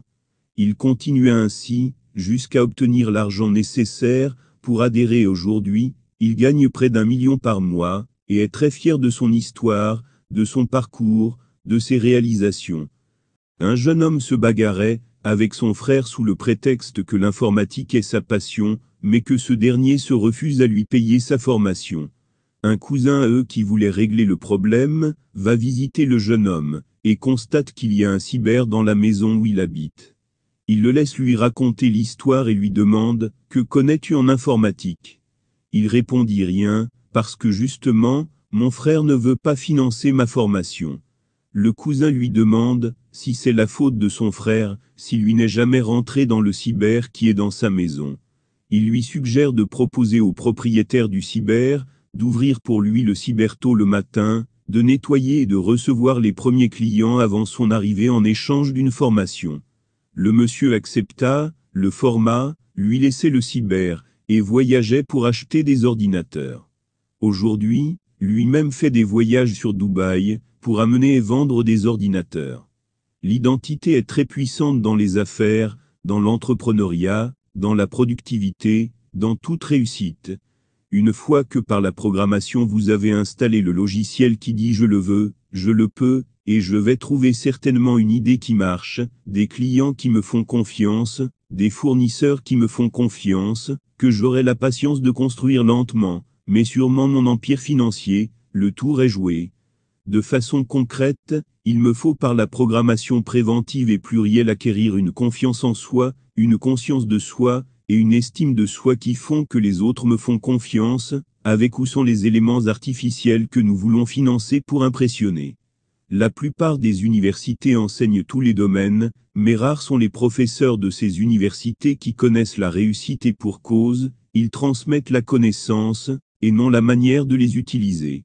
L'instruction n'attire la réussite que si elle est intelligemment dirigée vers un but précis. Le point faible de tout système éducatif réside certainement dans l'impossibilité des enseignants d'apprendre à leurs élèves l'organisation et l'utilisation du savoir. Chapitre 6. L'histoire du cow-boy.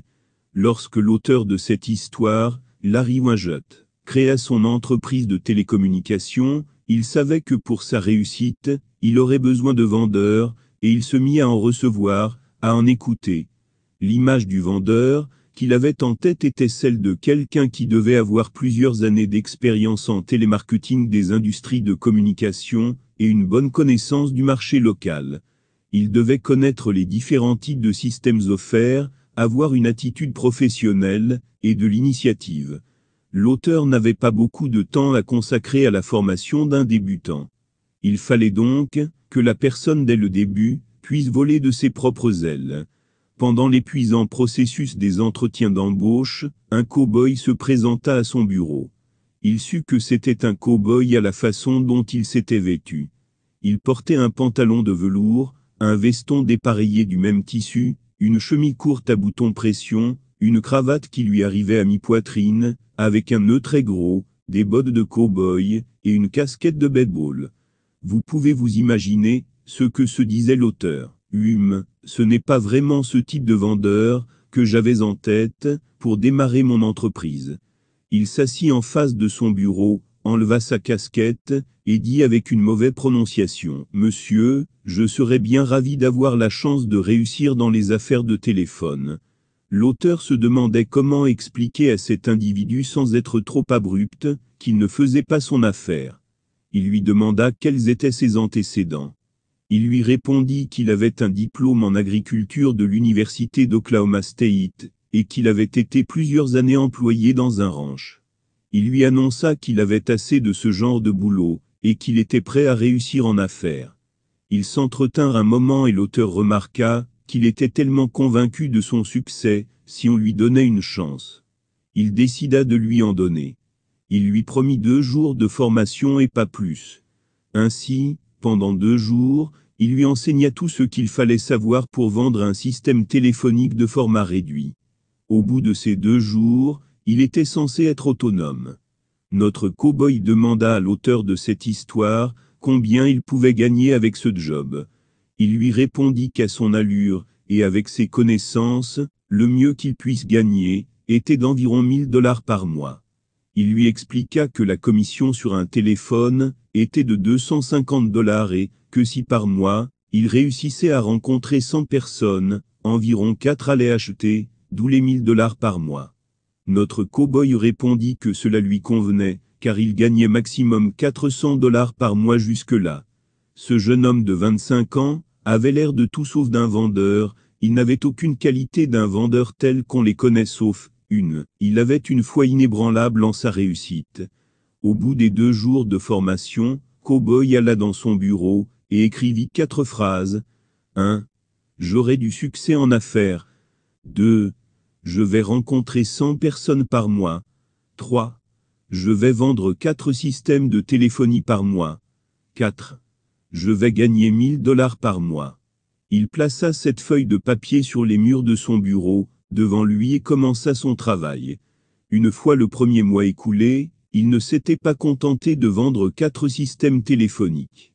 En 10 jours, il avait vendu 7, au bout de la première année de travail, Cow-Boy n'avait pas gagné $12 000, il en avait gagné 60 000. Un jour, il vendit un téléphone en disant à une cliente: « Madame, même si cela ne fait que sonner pour que vous décrochez, il est beaucoup plus beau que ce que vous avez sur votre bureau. » Cow-Boy était tout simplement étonnant. La dame l'a acheté, et lui avait fait un paiement complet par chèque, mais Cow-Boy n'était pas certain que le patron allait accepter un chèque. Il avait donc conduit la dame jusqu'à la banque pour retirer les sous et lui remettre en liquide. Il apporta le liquide et demanda au patron s'il a bien fait, et ce dernier lui dit: « Tu as fait au mieux. » Au bout de 3 ans, Cow-Boy possédait la moitié de l'entreprise de son patron. À la fin de la 4e, il était propriétaire de 3 autres entreprises. Au bout de 4 ans, il avait réussi en affaires, il avait atteint son objectif. À quoi Cowboy devait-il son succès? Très simple, il appliquait les règles d'or du succès. 1. Il était convaincu de sa réussite. 2. Il savait ce qu'il voulait, et se donnait les moyens de réussir. 3. Il prenait ses responsabilités. Il avait pris la mesure de ce qu'il était, un employé de ranch, et s'était mis à l'œuvre, pour changer sans chercher à trouver des boucs émissaires à sa situation. Il avait pris la décision de quitter ce qui n'allait pas pour aller vers ce qui lui convenait. 5. Il avait changé.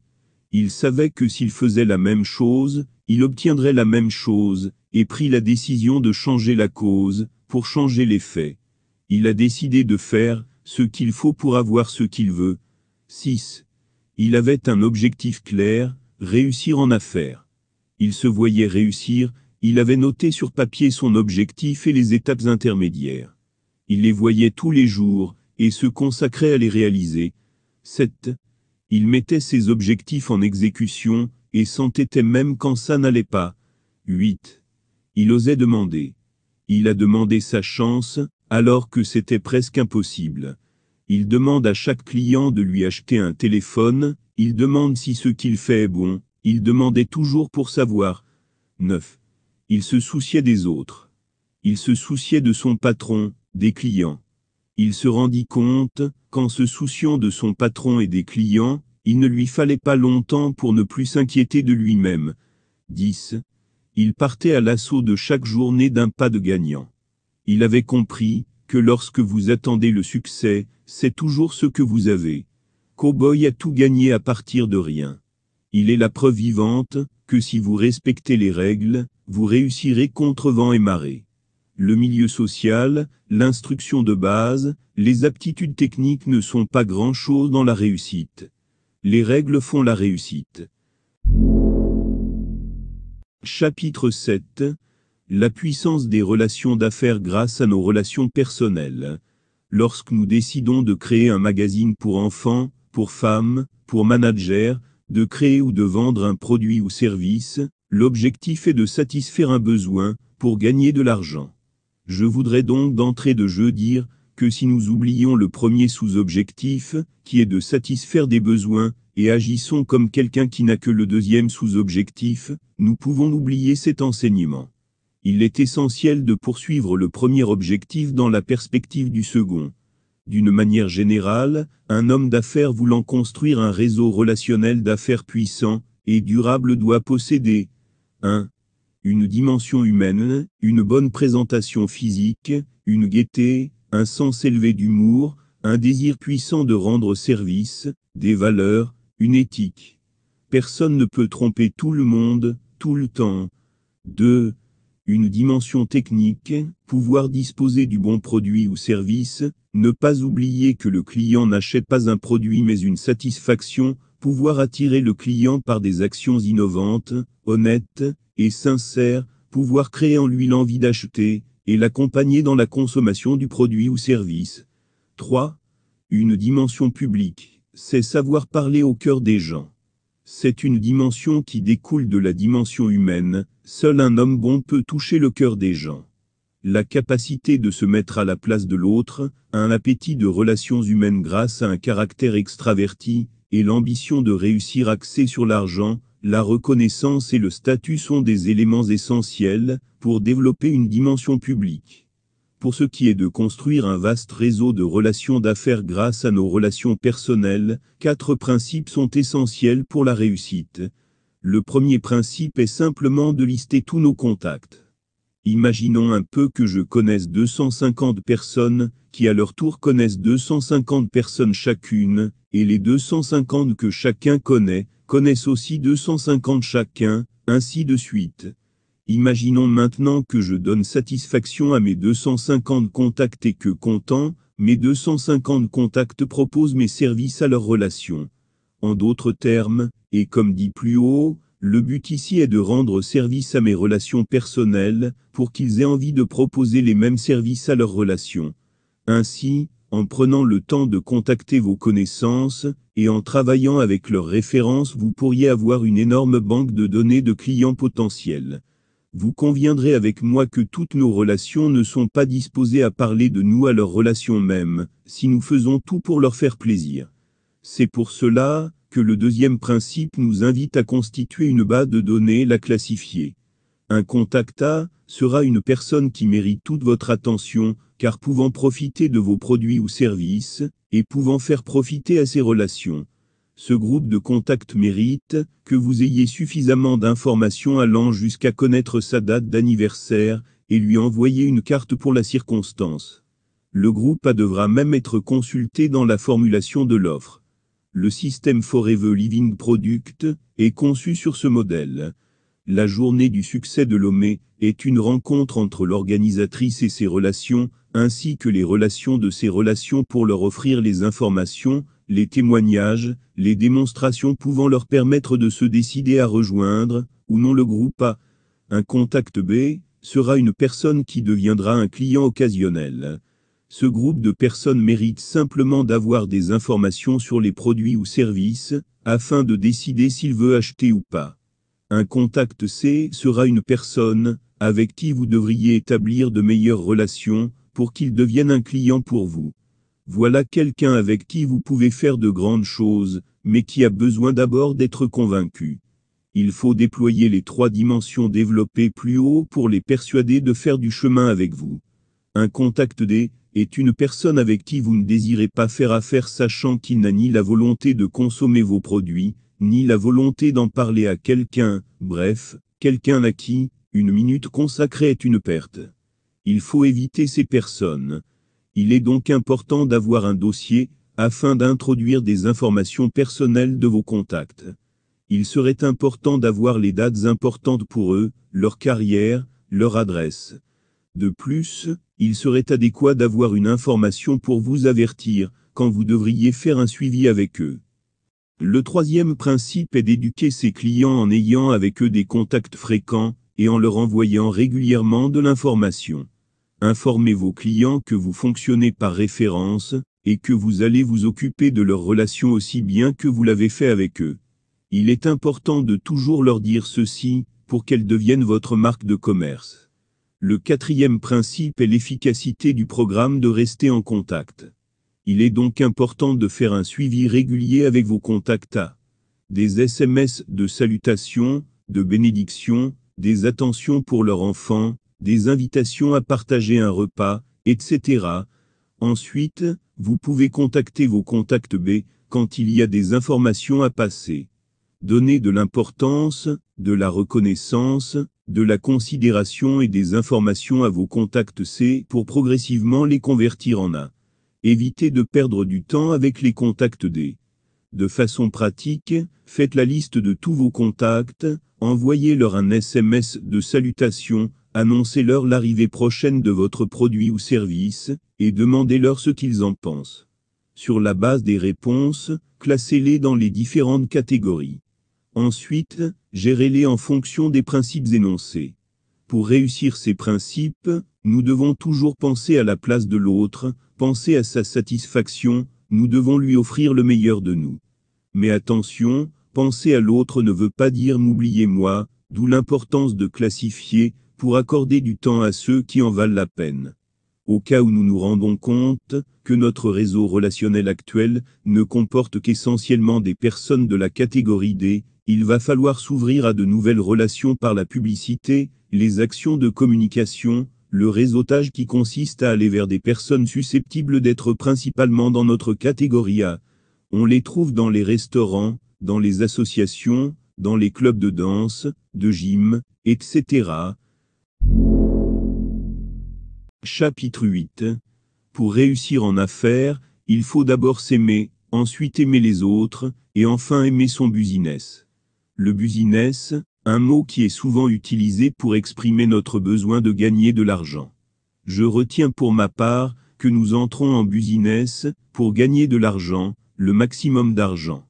Pourquoi voulons-nous gagner de l'argent? Pour nous faire du bien, pour acquérir ce dont on a besoin, pour vivre et bien vivre. Il est important de ne jamais oublier que nous allons en business pour gagner de l'argent. Il ressort de cette analyse que je vais en business d'abord pour moi, par amour pour moi. Je dois m'aimer suffisamment pour ne pas sacrifier mes besoins sur le terrain des flatteries.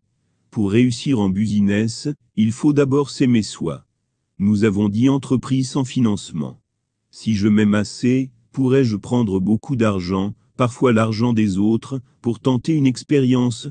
N'est-il pas plus sage de vivre cette expérience sans aucun moyen avant de m'engager à le faire développer, avec des investissements désormais moins risqués? Nous avons dit commencer petit et faire grandir. C'est encore une façon de s'aimer, de réussir, de gagner de l'argent, de ne pas en perdre, une façon plus sage de gagner de l'argent lentement, progressivement, de ne pas en perdre.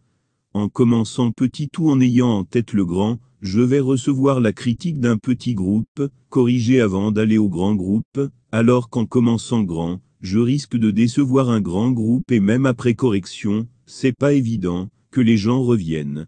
Réussir en business, c'est aussi écouter tout le monde, mais décider seul, comme nous l'enseigne Nelson Mandela. Qui mieux que toi sait, ce qui est bon pour toi, qui peut et doit t'aimer plus que toi-même. Tu dois écouter les autres pour t'enrichir de ce qu'ils savent, mais tu dois décider toi seul qu'ils plaisent, ou pas aux autres, car tu seras le seul à supporter les conséquences. L'amour de soi va aussi dans la répartition des revenus. Celui qui s'aime lui-même ne se sacrifie pas pour les autres. Lorsque l'argent arrive, il se paie, et ensuite paie les autres. Je parle ici de salaire, et non de bénéfices. Si vous payez les autres avant vous, cela dénote une faiblesse de caractère, un déficit d'amour pour vous, pour votre famille. Personne ne doit aimer les autres plus que lui-même. C'est alors que tu peux et dois aimer les autres pour leur faire non pas ce qu'ils veulent, mais ce qui est bon pour eux. En effet, si vous faites aux autres ce qu'ils veulent, ils vous reprocheront demain les conséquences, si elles étaient négatives. Si vous faites ce qui est bon pour eux, ils finiront par comprendre que vous avez raison, et vous seront reconnaissants bien longtemps. C'est de cette façon que vous pourrez fidéliser des relations. Enfin, vous ne devez vendre que ce qui vous enthousiasme vous-même, ce que vous aimez, ce que vous savez va faire du bien aux autres, vous devez aimer votre business, y consacrer votre temps, votre énergie. Lorsque je résiste à certaines critiques, les gens non avisés disent que je n'aime pas les critiques. Non, j'aime les critiques, mais j'ai le discernement, pour apprécier la pertinence. Nous avons tous le discernement même, si nous nous refusons souvent à l'utiliser. Le business, c'est s'aimer, aimer les autres, et aimer ce que vous vendez. Chapitre 9. Il y a 3 éléments essentiels dans une bonne affaire. On pourrait comparer les affaires à un tabouret à 3 pieds, enlever l'un des pieds, et, pendant quelque temps, vous arriverez peut-être à vous maintenir en équilibre, mais, à la longue, vous ferez tout de même une chute. Pour vivre et prospérer, une entreprise qu'elle soit industrielle, ou de service a besoin du concours de 3 puissances, le financier, l'industriel et le vendeur. Mais aucun d'eux, n'y pourrait accomplir le travail du voisin, car ils sont aussi dissemblables qu'un chien, un cheval et une vache. Vous avez remarqué que des associés réussissent d'autant mieux, qu'ils sont doués d'aptitudes différentes. Lorsqu'ils se ressemblent par leur qualité, le succès ne vient pas. 3 vendeurs conduiraient une affaire à la ruine, de même que 3 industriels associés. Infailliblement il y aurait un élément de l'œuvre qui se développerait au détriment des autres. L'affaire du financier, c'est de s'occuper du bénéfice. C'est lui qui se tient en contact avec les banques, qui concentre son attention sur la rentrée et la sortie de l'argent. C'est lui qui représente l'esprit de doute, l'égoïsme de la compagnie. Peu importe quand ce qui touche aux marchandises, au désir du public, il soit ou non compétent. Son effort n'a qu'un but, encore plus de bénéfices. Il fixe les limites des 2 autres. Il minimise les coûts et maximise les marges. L'industriel, lui, doit s'occuper de la matière première, du prix de revient, et de la production. C'est à lui de diriger, et de régler la main-d'œuvre, à lui d'être au courant des machines, de la force motrice, de toute la production de l'usine, à lui d'être l'organisateur du travail des ouvriers. Il doit savoir comment acheter, non pas comment vendre. Et moins il s'y connaît en matière de finance, mieux cela vaut pour le bien de l'affaire. Son effort doit tendre à ceci, fabriquer à meilleur marché, Restez dans les limites prescrites par le financier. Le vendeur doit songer au public. Il n'a nul besoin de savoir comment sont faites les marchandises ni dans quelles conditions l'affaire est financée. Il doit avoir beaucoup d'amis, connaître beaucoup de monde, être aimable, accueillant, il doit surtout être éloquent, il doit enfin créer la sympathie autour de lui, pour amener les gens à désirer acheter ce qu'il vend. Il doit être habile en l'art de présenter les choses, très au courant de la présentation de la publicité. Son but, vendre toujours plus cher. Réunissez 3 de ces hommes mutuellement respectueux des aptitudes de chacun d'eux, l'association est forcée de réussir. Agencée de la sorte, une compagnie est équilibrée. Elle marchera comme une machine, elle gagnera automatiquement de l'argent. Basée sur notre axiome, qu'une affaire est constituée par 3 éléments, elle deviendra prospère. Qu'un fabricant essaie de s'occuper de la vente, la chose est aussi ridicule que le spectacle d'un éléphant qui tenterait de valser. Il fixera invariablement trop bas le prix de vente. Jamais il n'arrivera à comprendre pourquoi les frais pour pousser la vente sont si élevés. En outre, il mésestimera presque toujours l'importance de la publicité. Pour lui, ce n'est pas autre chose qu'un débours. S'il va jusqu'à la rédiger lui-même, il s'efforcera de rechercher les termes les plus techniques, comme si les annonces étaient faites pour attirer les ingénieurs. De même, un vendeur qui essaierait de se mêler de la fabrication ressemblerait assez à un chat voulant pondre des œufs. Il n'y arrivera pas, pour la bonne raison, qu'il n'est pas fait pour cela. Pratiquement, il n'existe pas de vendeur capable de réduire les prix de revient. Très peu de vendeurs savent acheter. Très peu possèdent l'autorité qu'il faut pour assurer la discipline. Très peu sont versés dans la mécanique. Très peu ont le sens de l'économie. Très peu ont la ténacité suffisante pour remonter à la source du moindre gaspillage. Souvenez-vous de toutes les affaires prospères que vous connaissez, et vous verrez que chacune d'elles comporte bien les 3 acteurs, les 3 points de vue, les 3 aptitudes, vos intérêts, la qualité des marchandises, les desiderata du public. Certes, toute grande affaire est, toujours et partout, une trinité. Il arrive qu'on rencontre un homme d'affaires génial, qui porte en soi 2 de ses aptitudes. Il peut même arriver que son génie soit assez grand pour les contenir toutes les 3. Du moins, j'ai rencontré des centaines d'hommes convaincus de les avoir reçus en partage. Je ne prétends pas que ce soit impossible, je dis simplement que c'est assez invraisemblable, et, en tout cas, une des choses les plus rares du monde.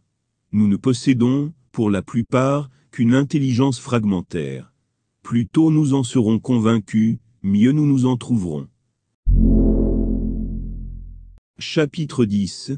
Un acheteur est celui qui détient plus à un article qu'au prix qu'il représente. Cet axiome est un de ceux qui vont nous servir à édifier l'art de la vente. Nous allons en tirer des aperçus bien nets sur la conduite du vendeur, et nous allons apprendre que la vente est subordonnée aux besoins de l'acheteur. En outre, il va nous démontrer la nécessité absolue de la publicité. La publicité, c'est l'art de faire naître le besoin d'acheter. C'est une façon de susciter des désirs nouveaux, de répandre dans le public le goût d'une vie plus large. En élargissant la demande, elle élargit le trafic et grâce à elle, le commerce se développe dans le monde. L'art de vendre et la publicité ont pour fonction de créer des besoins nouveaux. Dès qu'un inventeur sort une nouveauté, le fabricant l'exécute en série. La tâche du vendeur est d'amener le public à la désirer. C'est une loi de la nature humaine qui nous pousse à préférer les vieilles coutumes aux nouvelles. Bien des fabricants ont perdu leur fortune pour avoir méconnu cette vérité. Ils ont cru naïvement qu'il suffisait de présenter une nouveauté au client pour qu'il l'achète. Quelle erreur! Le premier mouvement du client est de tourner le dos à la nouveauté jusqu'à ce qu'une publicité avisée et un bon vendeur l'ait dûment persuadé qu'elle fera tout à fait son affaire. L'art de vendre consiste à persuader les gens qu'ils ont avantage à acheter. Pour pratiquer l'art de vendre, il faut que la persuasion entre en jeu. Rien, dans une entreprise ne compte autant que l'habileté du vendeur. Un vendeur intelligent considère toujours un peu l'esprit de son client comme une sorte de parlement. Il lui montre la marchandise. Il se fait aussitôt chez le client un travail qui ressemble assez à un vote de 30 voix en faveur de l'achat et de 70 contre. Le vendeur rend la marchandise intéressante. Il explique dans quelles conditions le magasin a pu se la procurer. Un second vote se produit, qui donne 40 voix pour, 60 contre. Alors, le vendeur mentionne négligemment que telle ou telle personne connue lui a déjà acheté cette marchandise, et il fait bien remarquer qu'il faut avoir du goût pour apprécier ses qualités exceptionnelles. Un troisième vote s'élabore, 50 voix pour, 50 voix contre. À ce moment, il offre d'envoyer la marchandise à condition. Il sait fort bien qu'une fois la marchandise chez le client, une majorité d'au moins 10 voix se produira aussitôt en sa faveur. Les imbéciles prennent cette habileté pour de la fourberie. Ce n'est pourtant pas autre chose que de l'adresse, de la finesse, de la technique. Il n'est jamais nécessaire d'y employer le mensonge. Ce sont les maladroits qui éprouvent le besoin de tromper et de mentir. Celui qui sait comment mettre une chose en valeur, et qui possède les moyens de persuader, n'a nul besoin d'être malhonnête. Porté à son degré de perfection, l'art de vendre profite au client autant qu'au magasin. Il rend service à l'un, et fait prospérer l'autre. Si vous savez développer les besoins du public, vous n'avez pas à baisser vos prix. La réduction des prix n'est pas habile, en matière commerciale. Lorsqu'elle est pratiquée par une maison, elle révèle clairement que l'art de vendre y fait défaut. Parmi les procédés employés dans le monde des affaires, c'est peut-être le plus ruineux. Au fond, les prix importent beaucoup moins que la nature même de ce qu'on se propose de vendre. Ceci est une des découvertes que le négoce a révélées au cours des 10 ou 12 dernières années. Amener les hommes à avoir réellement besoin d'un nouveau modèle de rasoir de sûreté, ayant plus ou moins l'apparence d'un jouet sans hésiter, ils vous le paieront plus cher. Pourquoi les gens paient-ils l'eau de table en bouteille 2 fois plus cher que le lait? Simplement parce qu'on leur a appris à désirer de l'eau pure, et qu'on ne leur a pas appris à désirer du lait pur. Ils apprécient l'eau, ils n'apprécient pas le lait. Amplifier les besoins du public, créer l'opinion, former le goût des gens, tout cela nécessite la plus profonde adresse, la sagacité la plus fine. Et cela deviendra certainement un jour une des professions les plus nobles, et les plus honorées qui soient. L'art de vendre, aujourd'hui, en est à peine à son aurore. On pourrait comparer le vendeur à un jardinier dont le public serait la terre. Il doit ensemencer en vue de la récolte. Si la terre doit l'enrichir, lui aussi doit enrichir la terre. La terre est honnête et loyale, on ne tire jamais d'elle qu'une chose, ce qu'on en a mérité. Chapitre 11. Les 4 piliers de l'esprit millionnaire et riche. Les riches ne sont pas plus intelligents que les pauvres. Simplement, ils adoptent des habitudes financières différentes et plus bénéfiques. Cela étant, je voudrais partager avec vous les 4 meilleurs secrets d'un esprit riche. 1. Se faire plaisir pour devenir riche. C'est un principe métaphysique pour faire fortune.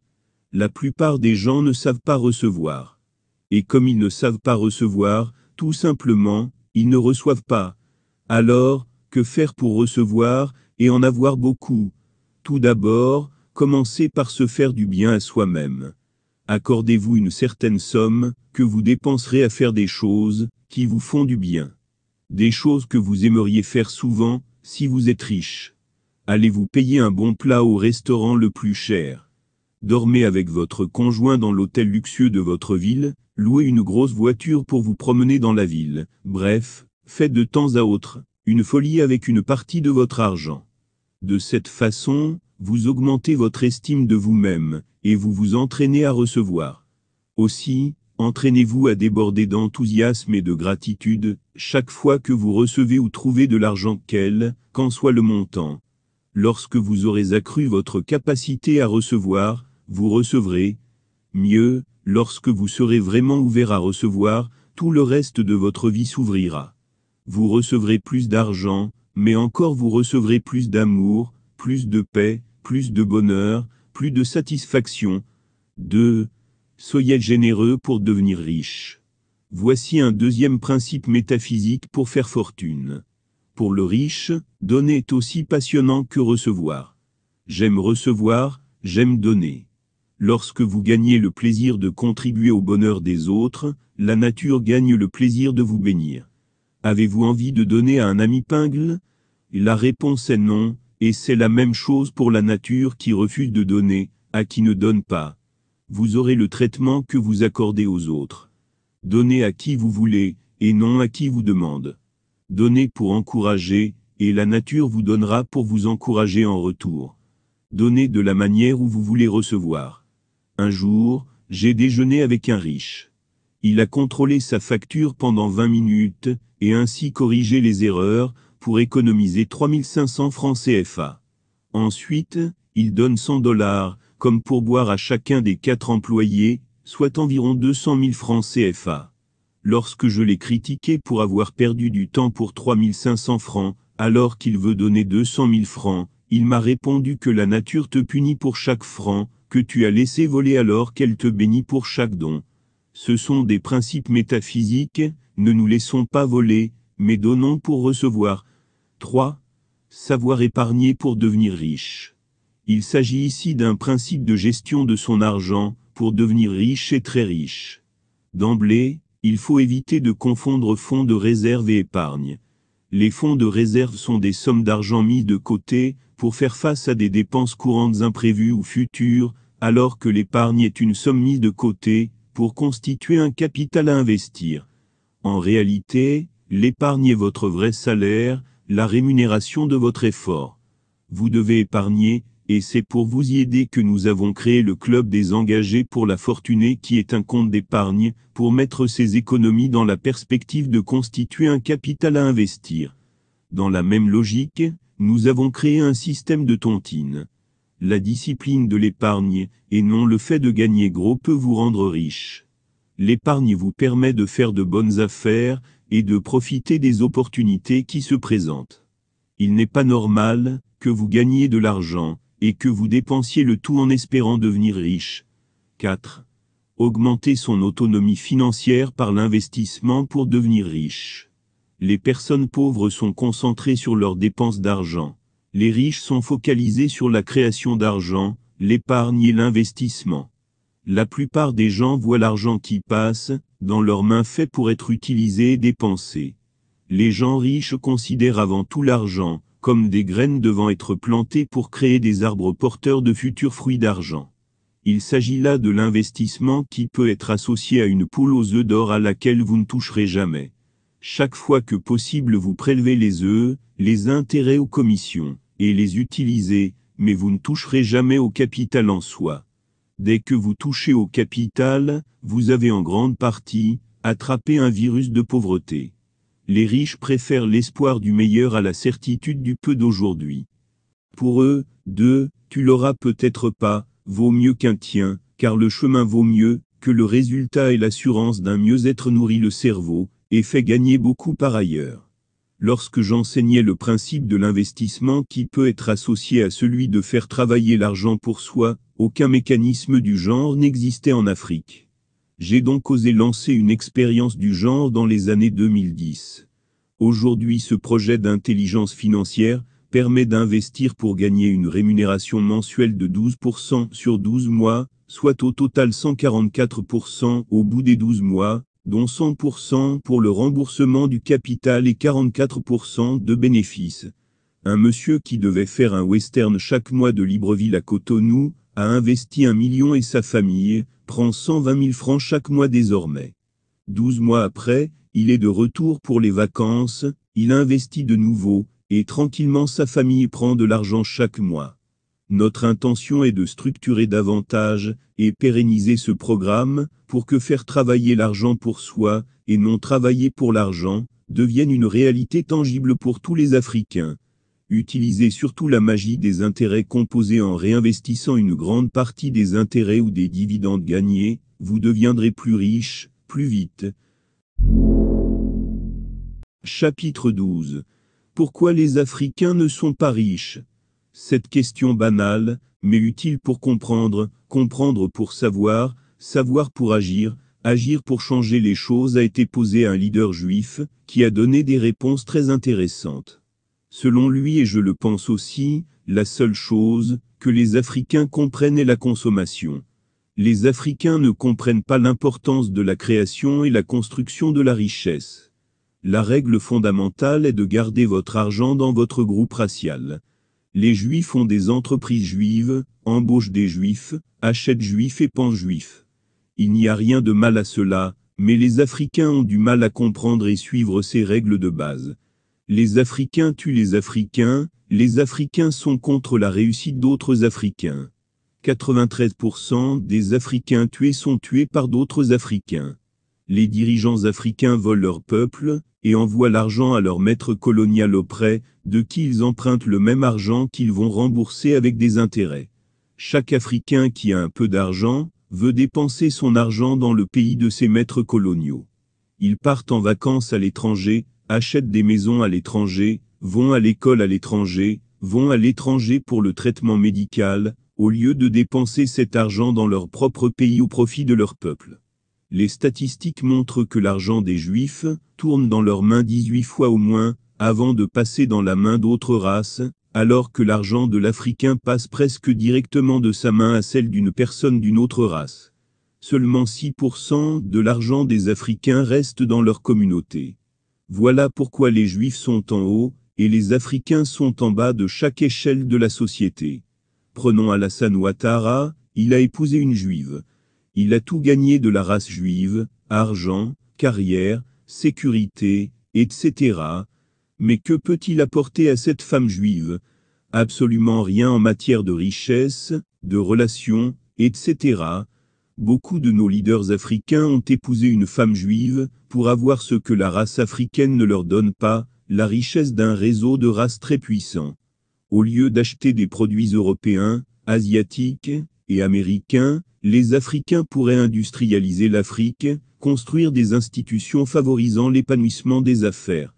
Un Américain initie quelque chose et les Africains s'alignent derrière. Ou c'est un Européen qui initie, et on s'aligne, ou c'est un Asiatique. Mais lorsqu'un Africain initie, on critique, on dénigre. Depuis que j'ai compris que la plupart des poulets venus d'Europe ou autres sont destinés aux chiens, je ne mange plus de poulet congelé. Après cette étude, pour chaque dépense, je vais étudier s'il y a possibilité de laisser cet argent dans une main africaine. Oui, mon argent est d'abord, et avant tout pour les Africains. Le plus gros problème de l'Africain, est que rien n'est jamais sa faute. Son habitude à tuer ou détruire son prochain, à consommer les restes du colon, son incapacité à créer des entreprises, ou à préserver sa richesse, son refus d'apprendre, et d'appliquer les règles. Sa tendance à se ruiner dans les enterrements, les baptêmes, les communions, sont généralement la faute de quelqu'un d'autre. L'Africain va crier et dénoncer la France-Afrique, le matin à 9 h, et à 10 h, il est à l'ambassade de France en train de chercher un visa. Il crie et dénonce le pillage de l'Afrique et quelques minutes après, il est dans une station Total, pour prendre du carburant, alors que son frère a une station à côté. Nous devons consommer africain, penser africain et agir en africain. Pour réussir et s'enrichir, les Africains doivent assumer leur part de responsabilité. Ils doivent s'unir, ils doivent tuer l'ignorance, la naïveté, la cupidité, la mesquinerie, la haine, la médisance, pour apprendre à réfléchir pour soi, par soi, pour apprendre à gagner. L'éducation est la base de tout développement, de toute richesse, et l'éducation doit d'abord être culturelle. Chers frères et sœurs africains, il n'y a qu'une seule façon d'être africain, de défendre l'Afrique, d'enrichir l'Afrique, et donc de devenir riche, c'est de consommer africain, penser africain, défendre la race, protéger et promouvoir la race. Le reste n'est que verbiage. Dangote n'investit qu'en Afrique, et l'Afrique le lui rend. Merci de votre attention. Et n'oubliez pas de vous abonner, et d'activer la cloche de notification pour ne pas manquer nos prochaines vidéos.